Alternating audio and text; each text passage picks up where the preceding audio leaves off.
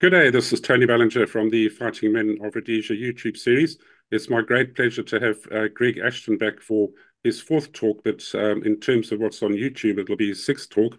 The first two were broken into four parts.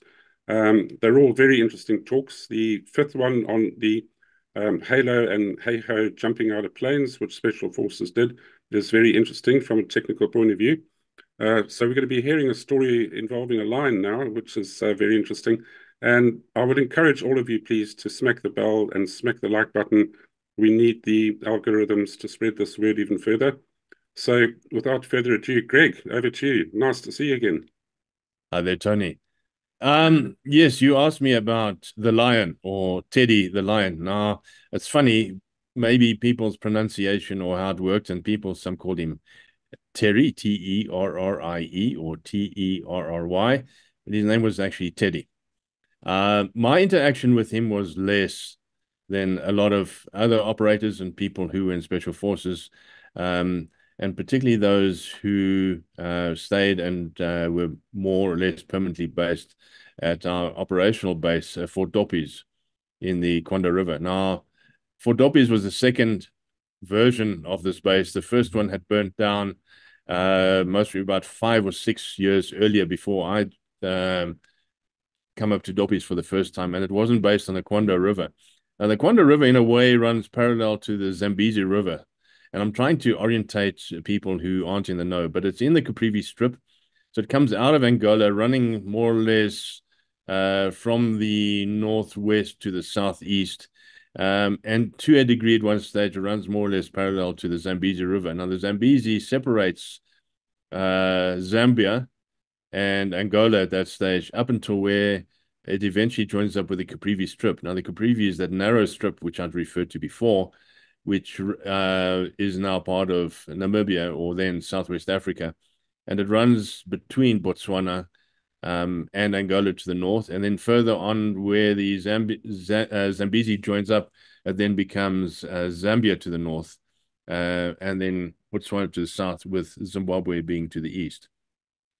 So the Caprivi, that part of the Caprivi was split up into the east and west Caprivi, and the Quando River more or less was the border between the east and the west. And our base was just right on the river bank on the western side, and it was south of a road called the Golden Highway. Now, it's a bit of a misnomer when you call it the highway. It is today. It's tarred and it's beautiful. In those days, it was just a scraped road through the bush. And a trip to the closest town to us or post was a military post, an Air Force base called Mapacha. It's about 180 kilometers, but in the rainy season, that would take you sometimes a whole day or a day and a half because you're going through mud and pools of water, and it's really difficult. The eastern side of the Caprivi, south of the Golden Highway, is all, and the north is all a nature reserve, but the southern part is a concession area where a lot of hunters come during the winter months. They bring their clients in and they operate there, and then they leave.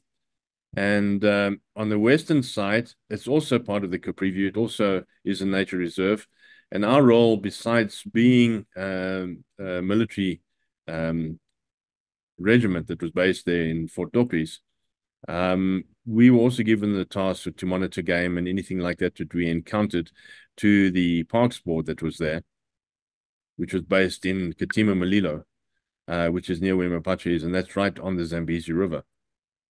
So we would report in things such as the size of herds of elephant, poaching, any anomalies that we would come across. Just help them stay in touch. And in those days, during the war years, it was very difficult for their game rangers to stay in touch with everything that was going on. In about 1979, I was already operational, had been up in Rhodesia as it was then. Then I'd come back just as the Lancaster House talks had ended, and the forces were coming in to monitor the transitional process from election to what was then Rhodesia, Zimbabwe, and what would become Zimbabwe.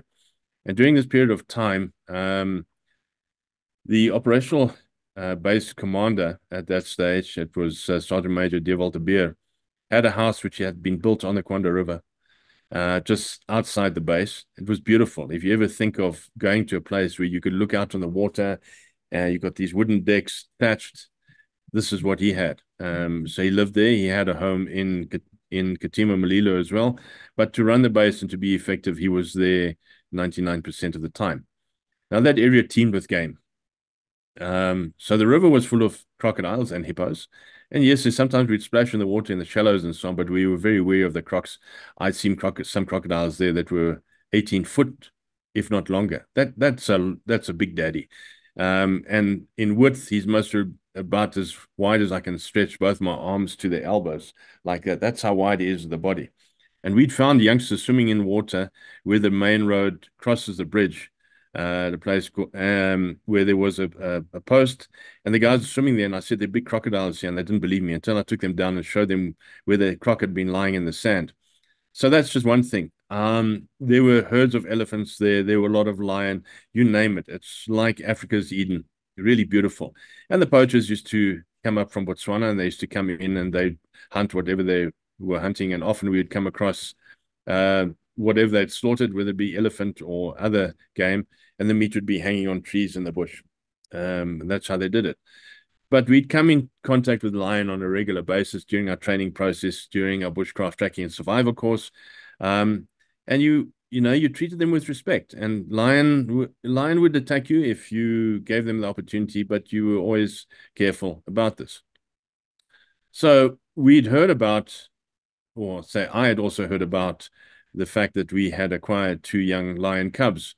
They were still young, adolescent with their spots, most probably just above knee height if they were walking alongside a full-grown man.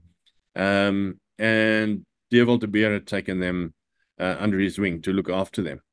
There are a whole lot of stories and conjectures about how the lion had been acquired, but I'm not going to go into that now because I don't know which one is the truth, but I'd rather just say that he acquired the lion. Now, you can draw conclusions. Either they got it from a game reserve or a zoo, which is one hypothesis. The other one is that the mother of the two cubs had been shot by the hunting concession on the other side of the river. But we ended up with the two lion cubs at Fort Doppies. Dewald had the responsibility. He was a young sergeant major at that stage. He was also head of our bushcraft tracking and survival. He knew the bush, he understood lions, and I think he was the best person suited to be able to look after them. Well, look after them is relative. Look, they were still young, so they were not suckling anymore. So they were eating baby foods, was the soft meats and things like that. And this is how it started. Dewald was away for a few days. I don't know if it was a weekend or whatever. And the cubs were at his home, had limited access, could get out and do things like that, but they wouldn't wander far because they didn't have parents. And as I understood, the story goes that a pride of lions had obviously got whiff of or smelt that there were cubs in the area, had come in and had roughed them up. Now, lions often kill other cubs of other prides, and in this instance, they roughed them up quite badly. And Lisa, the female sibling of Teddy, had been roughed up particularly badly, and they bit her lower part of her spine, severing it just above the hindquarters. So when they eventually found them, Lisa was dragging her hindquarters around and couldn't do much with that. And obviously, you don't have the luxury of a vet and thousands of rand or dollars to be able to have the lion seen to, and she was put down. It was the most humane thing that could have been done. Anyway, Teddy grew up and got bigger and bigger, and the guys who came through the base on a regular basis were operators, and obviously some of the support people, whether they were mechanics or tiffies, they referred to them, signalers, the radio operators, or chefs that were there.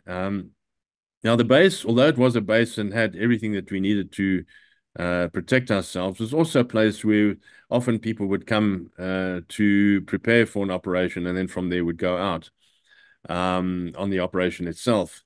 And we had a lot of bushmen who worked in that area. Now, I'll explain this too. How come we had the bushmen? Because it's important to set the scene.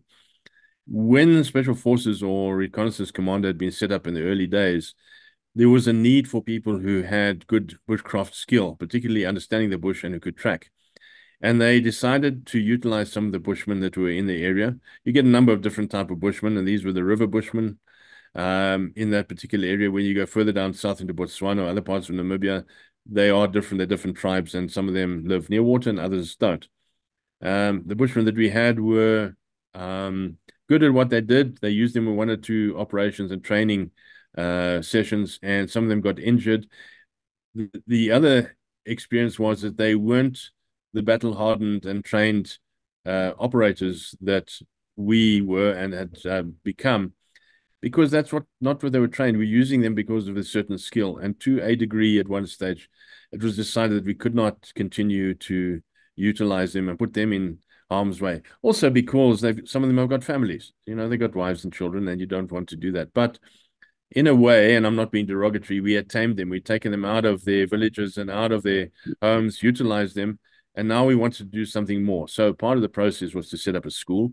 So there was a school, especially from grade 0 all the way up to grade 7. So they were teachers that came in. It wasn't at the base; it was some distance away. But we had a lot of the guys who had previously worked with us now employed to do other things. So a lot of them worked in the kitchen area. They worked around the mess. They just helped keeping the base clean. And that was it. Not that, they were there working as servants. They were given employment, and that was part and parcel of it. So as Teddy was growing up, he got exposed to the Bushmen that were there. And I suppose it's funny, and I'm going to explain this. I've lived out in the country, and I've walked through local villages where the locals stay, and you go in there and the dogs return on you and want to bite you because I'm a white man and I'm white in a black village. They're used to the black people that stay there, and they would go for me. Likewise, if you stay in an area that is predominantly white, whether it's a village or a small town, and some black guys come walking through, the dogs would often go for them. It's the conditioning process, and I'm not knocking it. It's just what happens. We also had some dogs in the base. We had 2 or 3 over a period of time. We also had a parrot called Joe. And the dogs, I think there were Sarah and Hesse that were there, and they were just sort of average type mongrel that we'd had that'd been there over the years, and they were pets and so on. By the time that Teddy had arrived, the dogs had already at that stage sort of disappeared or died off or whatever.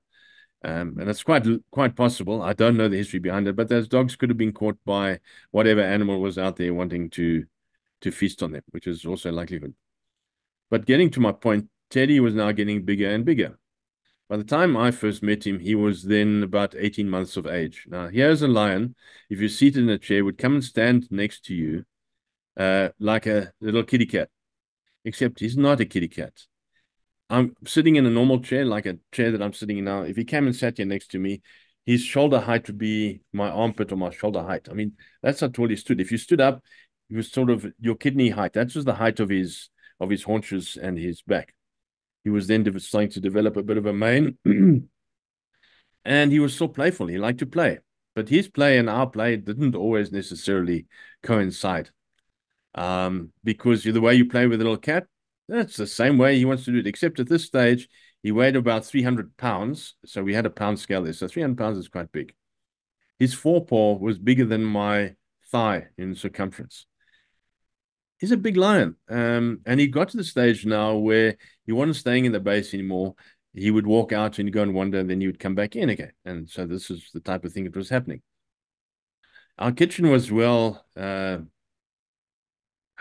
equipped. We had a walk-in cooler, like as big coolers you get in restaurants, obviously serving a base. We used to run everything off a diesel generator. So we kept cold meats, and all the perishables were kept in there. And we used to get hindquarters of a beef and ribs and things like that with our rations that we used to collect from a pacha. And because of the area that we stayed in, on behalf of the games or parks board, we were allowed to shoot some game, limited game. So sometimes it would be impala, but most times they would go for something slightly bigger, like a buffalo. So the buffalo would be shot, or the impala would be shot, they'd be skinned, and then they'd be quartered and cut up, and then they'd be hung in the walk-in cooler. So on my first exposure to Teddy when I arrived there, after coming back from Rhodesia, met the lion, and you don't want to make a fuss over him. You don't know what he's like and so on. And he was just like a cat or a dog. Get used to it. He carries on. Then there are a few people there. We had a few people in the base at that stage. And the guy said, "Oh no, we need to give him some food." So the guy said, "What do you do?" No, we go down to the cooler. He already knew where the meat was. He knew where it was in the cooler. So two of the chefs went into the cooler and they took out a hindquarter, a beef hindquarter. Now this most probably weighs 200, 250, maybe 300 kilogram.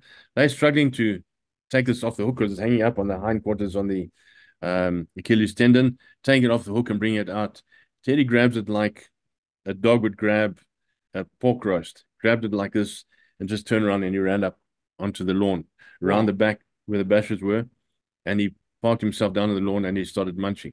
And Wow. of course, the old story is like a dog. You don't take a dog away from a bone, even less so with a lion. You don't mess around with a lion. You stay well away. And if he saw you and you were a bit too close, he would growl. And often his eyes would flash and his paw would go out and he'd do this type of thing. You left him, and everybody knew don't stuff around with a lion and don't try and take his food. So we learned that pretty quickly. Um, Teddy, for one or other reason, going back to my earlier point, did not like the Bushmen. So when he came into the operational base from the southern side, you'd come into where the lightweight lightweight vehicle park was, where we used to park our vehicles, and where the mechanics used to work in the workshop. And the guys would see him come walking in, and they would give the warning, "Teddy, Teddy," and that would go down because from there to where the rest of the base was, and first part of it was being the kitchen and the mess, was most probably 150 to 200 meters. And you just hear people running and hiding. And a lot of the bushmen would run and climb up onto the roof. If they were too late, they would lock themselves in one of the storerooms there. A lot of the storerooms had that double-sided doors, or they'd climb up trees. They were petrified of him. And of course, the cat and mouse thing. If the mouse runs, the cat will chase it. Same scenario. So he used to go around and he would have a look to see if there's anything he could have fun with. And that's what it was like. And he'd walk around in the base and he'd just sort of make himself at home. I remember we used to watch movies. We used to get these 16 millimeter movies, which they would sit down, and next to the bar area was a area where we could watch movies. And often he would come and walk through the bar, and he'd come and rub up against you like a cat would rub up against you. But he has 300 pounds of weight just pushing you over because he just pushed you over like you're sitting on a chair. It's like nothing had happened. His tail was about this thick at the top. So, I mean, that's the size of my forearm. It's no little pussycat. This is a really big guy. And he used to get sometimes he was in a bad mood and, he would want to chase or play or do things like that. It's like any other pet you have. I mean, sometimes your dog sulks when you go away. He would also have his bad days. But he had a very playful streak like a kitten would have. And he was in his adolescent youth. And I think the hormones were raging at this stage. There was talk that he had been wooing a young lioness who had been seen. I only saw her much later. But our accommodation was what the SAS would refer to as a basher. So we had very low walls, which were just hewn out of wood, and they were about nearly chest height. No walls on the side, just poles, thatch on the top, and at a later stage we pulled canvas over the thatch to protect it because the thatch would have to be replaced every 4 or 5 years. But if we covered it with canvas, it would protect it, and it was far better. And the birds wouldn't take it, and the monkeys wouldn't take the thatch, and so on. So the bashers were there, and inside each basher there were 4 to 6 beds, depending on the size, and some low steel cupboards in between to put all our stuff in. Teddy loved coming in there to come and surprise the guys at night. Now remember, a lion functions best at night. He's a nocturnal animal. And everybody goes to sleep. I think lights out was about 10 at night, and guys would go to sleep. It's hot, in most times of the year, it's hot, and you're lying on top of your bed. And we had mosquito nets which we'd pull over the beds and so on to protect you from the hordes of mosquitoes that were there. Teddy used to find this most amusing because the guys would scare some of the guys were scared of him, and I'm not talking about the operators, but some of them and mostly some of the people were not conditioned to that, and they would try and keep Teddy out. So they would put the steel cupboards in the doorway, hoping this would stop him. I mean, hopping over something which is 1.5 meters tall is easy for him, and he would just jump over the top and he'd land onto people's beds. Now, if you're lying in bed and it's a hot night and temperatures are 25 to 30 degrees Celsius, you're lying nearly naked underneath there, maybe in shorts or something like this. This seemed to turn Teddy on.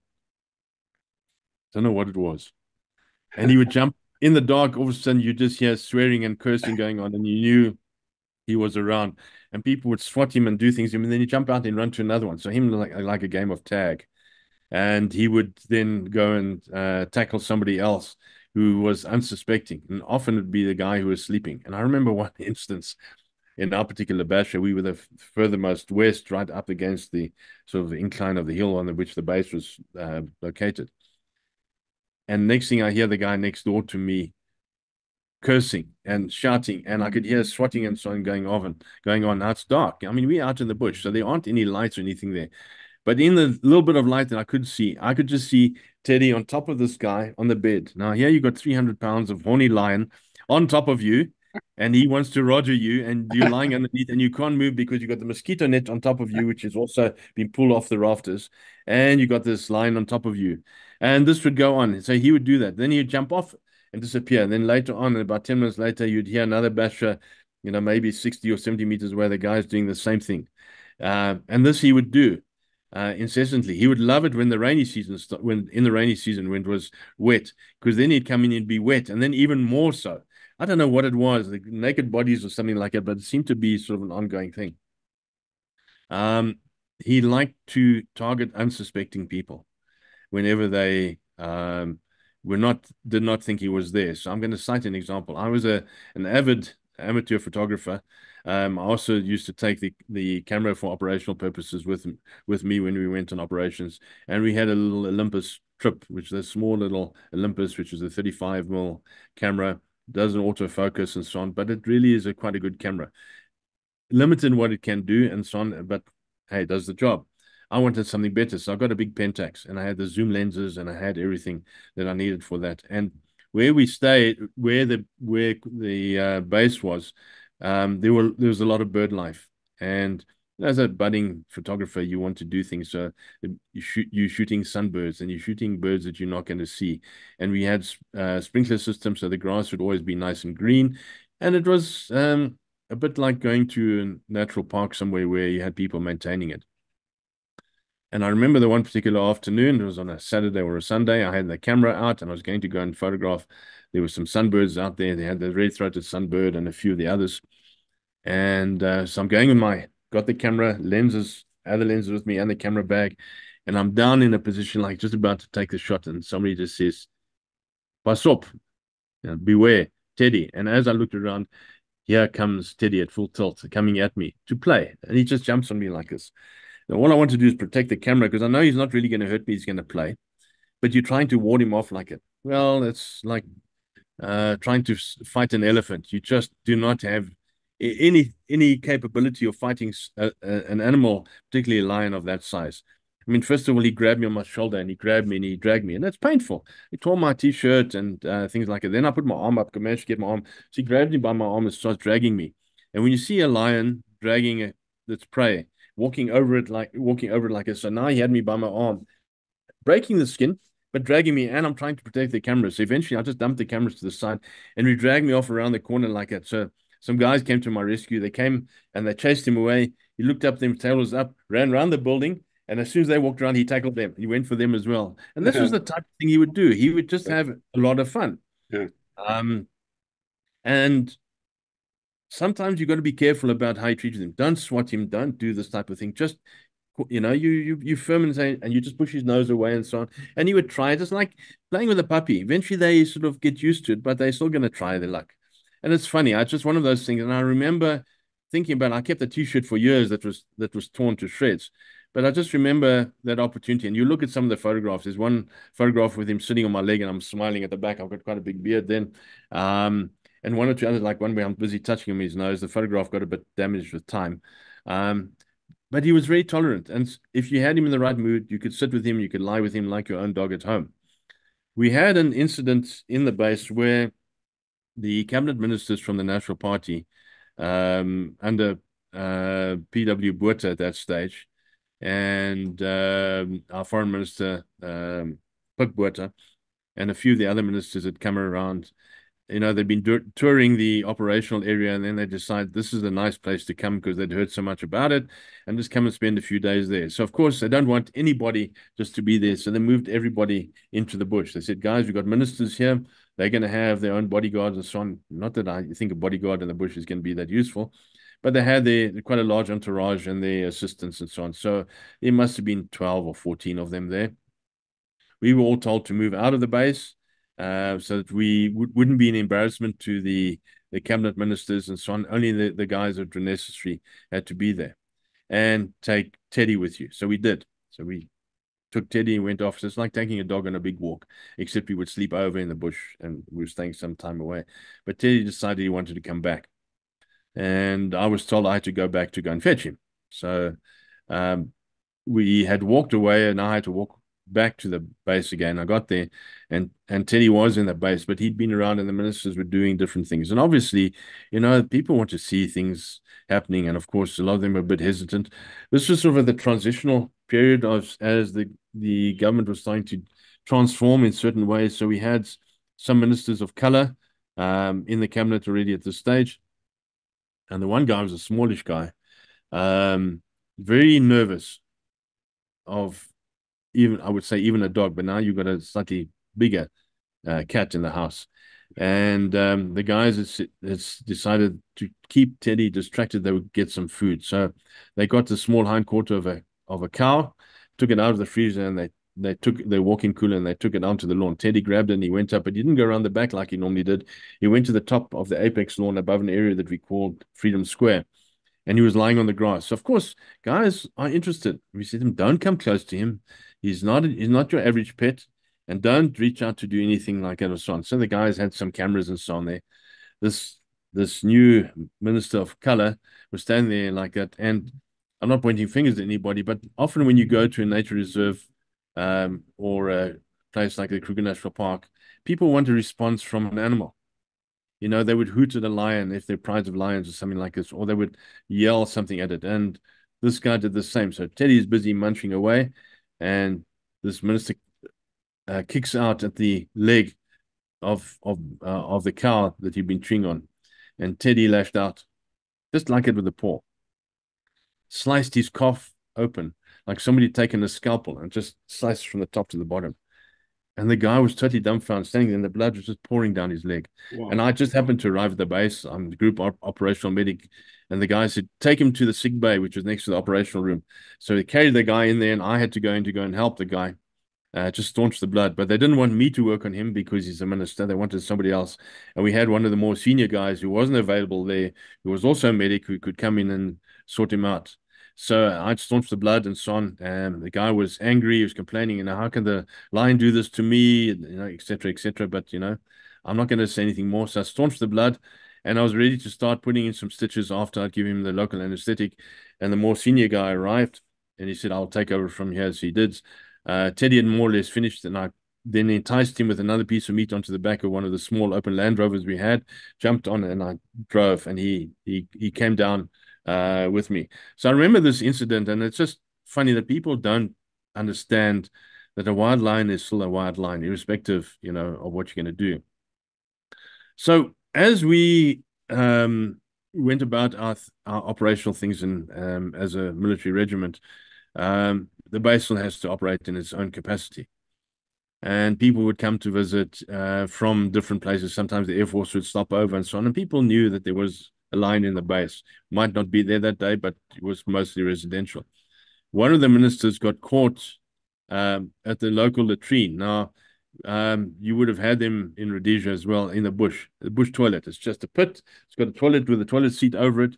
And you sit there, and there are 8 or 10 of them in a row. And often there would be guys next to you, and you'd share magazines or newspapers, and you go about your daily business. But the minister wasn't aware that Teddy was in the base. And next thing, Teddy came around the corner as the guy is busy doing his natural thing there. He had to get up and run with his pants around his ankles, having not completed what had happened, and then was very embarrassed by the situation, to say the least. We used to watch Teddy as he was then getting older. His girlfriend would now come to the southern gate of the camp, and she wouldn't come in. She would sit right in the middle of the road, and just sit there. And he would come in, and he might be there for a day or 2 days, and then he would go out and join, and then they disappear into the bush. And this is what was happening.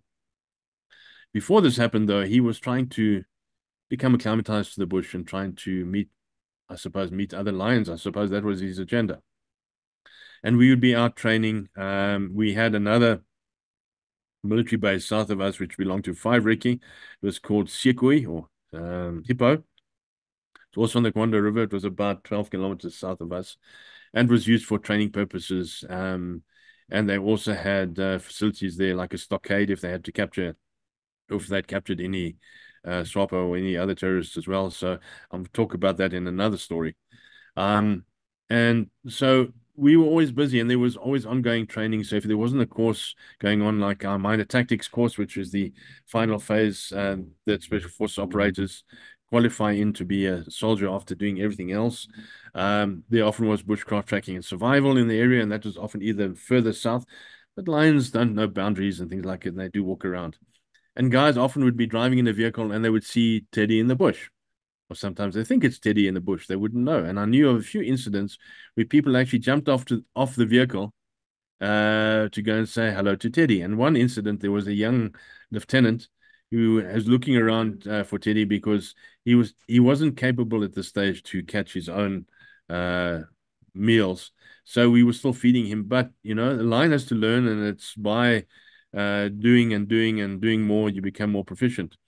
So he was driving around with some leg of something in the back of the Land Rover, saw the lion on the side. Hi, Teddy, jumped out, walked up close and dropped the leg of meat there.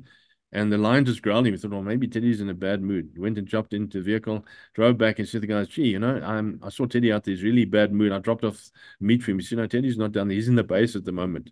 These type of things happened. Yeah. So, and he became the mascot for special forces. And if you look at some of the photographs, he's with individuals, and he's also with the groups and so on. But we had to be wary of him.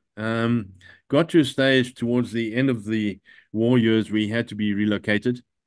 They tried a number of ways to relocate him. Um, and there are 2 versions of that story as well. So I'm not going to be the party poop and tell people how it ended. But one story was that he was taken and dropped in one of the many islands down the bottom end of the Kwanda River. And some of the islands are big. There's a lot of this teeming with game. So with the help of the Air Force, they took him down there. So that was one. The other version of the story is that they managed to dart him and put him to sleep and take him down to a nature reserve outside Pietermaritzburg in KwaZulu-Natal. There's a very big nature reserve as you come out of Pietermaritzburg going to Durban, and near Cato Manor, or Cato Ridge, right on the top there. And this is close to where Polly Shorts is when people run the comrades. It's in that same area, but as you're driving to Durban, as you're driving towards the coast, it's on the northeastern side of the highway. It's a massive reserve. And the other story is that he was left there. And I'm going to leave it at that. That's an interesting story, Greg. I'm sure many of us who are in both armies experience things with game. I'll share a few of mine in a minute since we're in a collaborative state. But out on patrol, did you ever encounter any wildlife that was a threat to you? I know you recounted the one story of shooting a crocodile in the back of the head as it was about to nab one of your guys. But did you personally encounter anything that was threatening or scary or even funny? Yes. I had just undergone an operation for a hernia. I'd had 2 hernia operations. It was the second one, and I was on the final stages of a course, which is like your junior. It's an NCO, senior NCO or junior officers course, which they put you on. And as part of your training for the course, they put you with young recruits who are going through their final stages of their training in their cycle. So the guys were all dropped in by parachute at the Kwanda River south of Fort Oppies, quite a few kilometers south. And the Air Force happened to be in the area that day, and I couldn't jump in because I would have really done myself a lot of damage because I still had sutures in my groin and on my stomach. And so the guy dropped me off by helicopter. which was quite nice. So I didn't really have a heavy backpack to carry. We were only going to be with the guys for about 4 or 5 days. So I had a bit of stuff in my backpack. Obviously, I got my fighting webbing on with my ammo and my rifle, etc. And my job here was to be part of the team, to evaluate them in terms of their performance. They, in turn, would also evaluate me. How was I performing as called an instructor? Because part of my role was as an instructor. So it was a team of 6 that I joined up with. There were a lot of teams, and I just had this one particular team. It was the end of the dry season. The rainy season had more or less just started. We'd had 1 or 2 showers. You would know what the bush is like at that time of the year. Everything's still fairly dry, and quite often there have been fires or it's been overgrazed. So there's not much cover on the ground underneath. You can see some of the green shoots coming up, and the trees are starting to show a bit of greenery, but that's about it.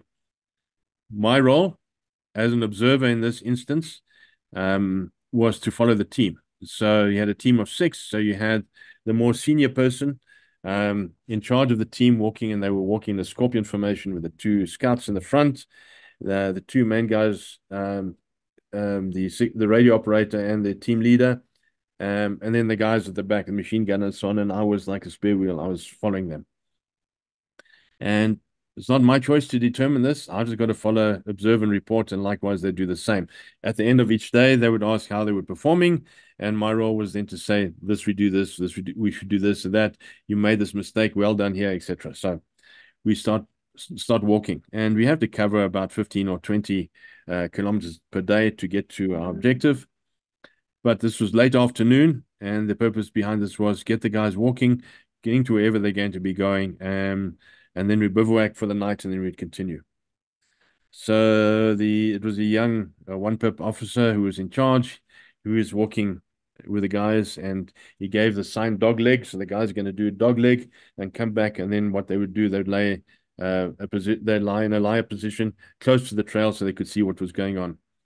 And I didn't say anything, watching them. The place that he'd chosen was more or less the only clump of bush that was sort of in the area. But there was an opening in the clump of bush because there was an old elephant path that was there. Now, elephants, if anybody knows anything about elephants, they follow the same paths. They've been doing it for years. Their family, their predecessors have been doing it for years, and they follow the same paths to their watering hole and back. Now, this is from the Kwanda River going in a westerly direction. We had a light shower early that evening, and we're in a lie position. So all we did, we pulled the ground sheets over us. It rained, and once it stopped raining, you pulled it off, and you're lying close enough that if you were in enemy territory and not under training, you could reach out and tap the guys on their foot. This is how close you are. So it's really close. So I'm lying there early hours of the morning. The moon is out. It's nearly full moon. So around about midnight, the moon is quite high. And the mozzies are bugging me because I'm always mozzie bait, no matter where I go, as I mentioned before. And I'm lying there and I'm swatting the mozzies like this. And I look beyond where we had come from. And I looked down there and I thought I saw movement. Nobody else saw it. The guy who was on guard duty was looking the other direction.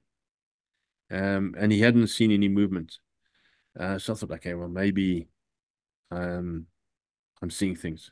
Anyways, I lay back for a little while. I looked up again, and then I realized it wasn't seeing things. It was a lone elephant bull. And he's moseying along, and he's picking stuff here and there, and he's walking very slowly along the same path that we happen to be lying on. So I thought, well, I hope, elephant, that you're going to go off and go somewhere else. But he's alone at night. He's enjoying his time. He's walking along slowly like this. And the breeze is blowing from him to us, so he's not going to smell us. And I'm lying there, and I think he's getting closer, and he's getting closer. Maybe he's going to turn off the path and go and do something. No, it wasn't. The luck wasn't on Ashton's side. So I'm watching, and he's getting closer. Now he's like 50 meters away. Then he's like 40, 30, 20. Eventually, I can see the outline, and he's already standing quite a bit higher than where we are, or where we were lying. And I thought, someone's got to see something. So I tapped the guy who was on guard, or supposed to be on guard, and I think he was dozing. He didn't see anything. I thought, I've got to do something. So I took my rifle off safety, and I fired 2 shots. Well, these guys shot up into the air. What's going on? Grab their stuff. And when you're in a situation like that, you have an emergency rendezvous point. Should you be under enemy attack or you get mortared or anything like that. So everybody grabbed their stuff and they scattered because the point had been pointed out to us, which is about 150 meters further back from where we were. So we all got there with our backpacks on and so on. The guy said, "What happened?" I said, "Elephant." The guy looked at me and said, "What do you mean elephant?" I said, "There was an elephant nearly on top of us." The guy was in guard, didn't even hear or see it. I mean, that's our those elephants, no matter how big they are so silent and Quiet. you don't hear them. Yeah. And the guy said, "We're not too sure." So I said, "Okay, come back." We walked back. And we walked back about 6 meters from where we were. You could look like a bulldozer turned in the ground there. You could see the ground in the moonlight. It was all dug up as that elephant turned around, did a 180 degree and just disappeared off into the bush. And people say, "But elephants aren't that silent." I said, "No, they are." A guy called Dirk Lawrence and myself we were instructors on another part of a course with some of the recruits. It might have been the same ones at a later stage. And part of what you try to do is teaching people how to creep up to a target at night in the bush. It's really difficult. I mean, you see in the movies where a guy sneaks up to a guy and the sentry comes from behind and stabs him or slits his throat or whatever like that. It doesn't happen because everything in the bush, in the silence of the night, makes a noise. Your clothing makes a noise. Your webbing makes a noise. Just your feet on the ground, even though you're walking silently. We used to wear these like the black hockey tackies that the guys used to wear in Rhodesia. We had the same, but we had smooth soles underneath, and they were really nice. They left a track, but still more difficult to track in the thing like that. And even if we walked to the bush, it didn't happen. So Dirk and I were sitting on top of the back of a Unimog, and the instructions were to the young recruits that they had to sneak up to the vehicle. And if they could get to the vehicle and they could tap on the side, we'd give them a six-pack of beer. So there was the incentive for them. So we're sitting in the back of the vehicle and we're obviously not talking. We're just watching now and what's going on. And I said to Dirk, I said, is tonight supposed to be clear? I mean, we don't have radio or TV, anything like that. So, the weather is the weather. So I said, do you know if it's cloudy or at all tonight? He said, no, he doesn't recall, but he doesn't think there are any clouds. I said, well, the moon has just been blocked now in under some trees and some big trees there, and there's Rhodesian teak and a few of the thorn trees and mapani trees and things like that. I said because the cloud has come before the moon and gone past it. Then as I said that, I realized no, a whole herd of elephant was coming past us, and the guys were sneaking up on us. The guys were aware of them once the elephants had walked past them, but they didn't know. A whole herd of elephant had walked past us, and we here trying to listen for the guys, and we didn't even hear the elephants. I mean, that is how quiet they are. And they just move to the bush quietly. Absolutely. Last story, elephant again. After the incident where the elephant nearly walked over us in our little lying up position, 2 days beyond that, we were walking along due to rendezvous with some of the other teams. So we were about 30 or 40 kilometers further on from where we were. And we crested a bit of a rise, and here was this valley on the top of this, like a plateau, but it's like a bit of a valley. And it was beautiful. They'd had a bit more rain there. It was all green, and there was a massive herd of elephants in the area. Now, people say, well, what's massive, 30 or 40? No, I'm talking like 100, 200, 300, or 400. I mean, the biggest I'd seen in that area by helicopter was herds of over 1,000 elephants. Now, that you don't see or hear of anymore. At the later part of the year, war, UNITA, with various dissident members of the Defense Force, killed off a lot of the elephants for their ivory. That's another story. But we came over this top, and here was this herd of elephants scattered over this wide expanse of area. And there were some single elephants walking along here and others here, and the breeze was blowing again from them to us and not the other way around, so they wouldn't smell us. And we were walking in this formation. And the guy on the left-hand side, Scout, who was walking that, was used to the bush. He'd been in the bush. He'd grown up. He was a hunter. He had the fortune of his parents having a game farm and going out into the bush. So he knew a bit about elephants and the game and so on. But he was also a young, reckless buck at that stage. And as we walk along, there's an elephant walking this way, a young bull walking. When I say young, oldish bull, but still young, not one of the old patriarchs of the herd, walking along and eating and so on like that because the bush was quite green. And what we're going to do is just bypass it. But this guy goes up behind the elephant and he slaps it on the rump and he jumps down behind a bush right behind it. And the elephant wheels around looking like this. Meantime, the guy's sitting right down here below him and he's not looking at the elephant's here. And of course, we don't want the elephant to charge us. So we were all a bit, we tell the guy, stop doing this, stop the nonsense and so on. The elephant looked around, couldn't smell him, turned around and carried on walking. The guy got up and he was doing this behind the elephant like playing. Remind me of a promotional campaign for Jeep that they ran in the States for many years and had a picture of an elephant with a sticker on its backside on the back and said, if you can read this, you're too close. So I always thought of that. So, these were sort of the type of the incidents I can talk about. There are more, but I think we're out of time. I'm going to let you talk. I think our foreign viewers will really enjoy this because, they fought battles in maybe less gamey environments like Iraq or whatever. But yeah, in Africa, it's fun. I've got maybe half a dozen quick stories similar to your experience with an elephant. We were ambushing a riverfront and it was getting dark and we could see a big female elephant come out the bush about 80 meters away with a little calf following it.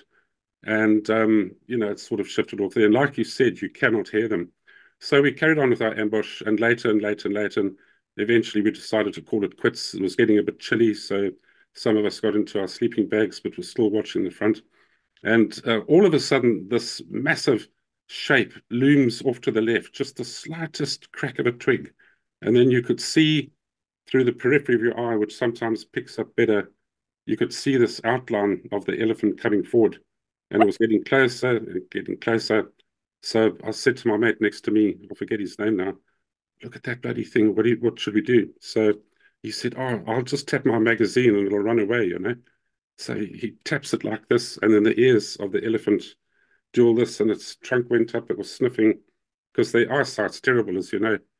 But the guy to the right of him, called Yanni Karlitz, he sort of came awake at this point, saw the elephant better from his perspective, and got such a fright that he jumped up. He didn't run. He actually hopped off in his sleeping bag, like in a beanbag race.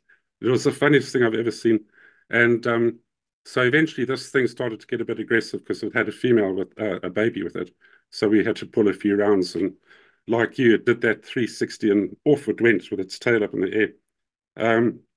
Then there was another one, Eddie Gray, in an ambush. They were looking out there, and then he said he could smell something really disgusting around him. So he turned around, and as he turned around, a hyena bit him in the face. And, I think it's a proven fact that the bite of a hyena could go through a new shovel. Their teeth and the power of those jaws, they can break major bones very easily. So he had really serious wounds in his face, and the hyena got away before they could shoot it. That's another little incident, just these animal events going on. And then this is quite a funny one. A guy called Mabruk, he stank like crazy. He never washed. If he took his boots off in the barrack room, the guys would all bail out. But he was sitting next to a river washing his pots and pans, and a big croc took him and pulled him in. And the story came out later that he managed to get away from it by sticking his fingers in its eyes, like they tell you in the movies. He was swimming back to shore, and it took him again. But eventually, when he got out, he got to hospital and had 132 stitches put into him. But the story went around is that the croc spat him out because he was such a filthy, gungy guy, which we all thought was quite humorous. Another time we had an elephant just outside of Big Falls on a road, stand on a landmine, which the tourists had put down for us. And that turned it into instant biltong. And we had a good... we saw that in the minefield there. When you go from Buffalo Range down to Mozambique, we saw one or two elephants that also stepped on mines there in the minefield as well. And it doesn't leave much of them, Nice for the vultures and everything else. Yeah, exactly. I think we had a hind leg we could use. Just going through them quickly. Another one was another ambush in the national parks just the west of Big Falls. And the guys saw this movement, very alert. And then out of the dark, this lion charged them. Like you say, they're nocturnal animals. The guy with the rifle to the left of the MAG managed to fire off one round right into its chest, and it dropped dead literally within 3 feet of them. But the thing was, the national parks were not amused, eh? When they heard about this, they sent out a guy. They had to reevaluate the whole ambush, make sure that this was genuine defensive thing. because they were very keen on looking after those animals. Then what else was that? Lion. Oh yeah, another one was an elephant that charged guys once again in an ambush position, and they tried shooting in the air. It was very aggressive. It came forward, and they had to shoot it in the head. And the round that went in was a tracer. And they said they could see the fizz of the tracer go into the head. And you know, the headshot in an elephant won't necessarily kill it. And this thing freaked out, and it ran 64 kilometers before they found it dead under a big tree. So, you know, a headshot in a lion, and It was an agonizing death for that elephant. an agonizing death. But I mean, they're such incredibly powerful animals. So, you know, these are few little views of what we put up within an army in Africa, and they make interesting stories. But I think we've more or less chatted about everything at this point in time, Greg. Thank you for that story of the lion. I'm sure it would amuse, if not interest, a lot of foreign viewers from America and so on, that we're mucking around with lions and uh, tame chimps and baboons and all sorts of things that we used to have as pets. It was a wonderful experience. So, Tony, it was a pleasure. Just it's a short story, and I just wanted to tell my side of it because people asked and they'd seen photographs of me with a lion. I said, well, I can tell a short bit. It's not a long story, but hopefully to the point and gives people some insight. oh yeah, I mean, in your background is like a hessian. It's got threads in it. And I always call our stories threads in the tapestry of our life experiences. And that's what it is. You've just given us another thread. I'll be having some more wonderful threads coming up in the near future. I'm hoping to interview General De Vries, the second in command of the SADF, in the next 2 weeks. That's going to be very interesting, plus many other guys. And I look forward to that opportunity of chatting to you and Fourie, if that's possible, in a three-way conversation. But that's all for the future. Once again, people out there, please smash the like button and the bell. We need you to subscribe to get the algorithms working, and please consider becoming a patron, as it does take a few dollars to keep this channel running. So thanks very much again, Greg, and we'll see you in the near future, hopefully. Thank you, Tony. It was great. Like Okay. it. Thanks again. Bye. Well done. Bye-bye.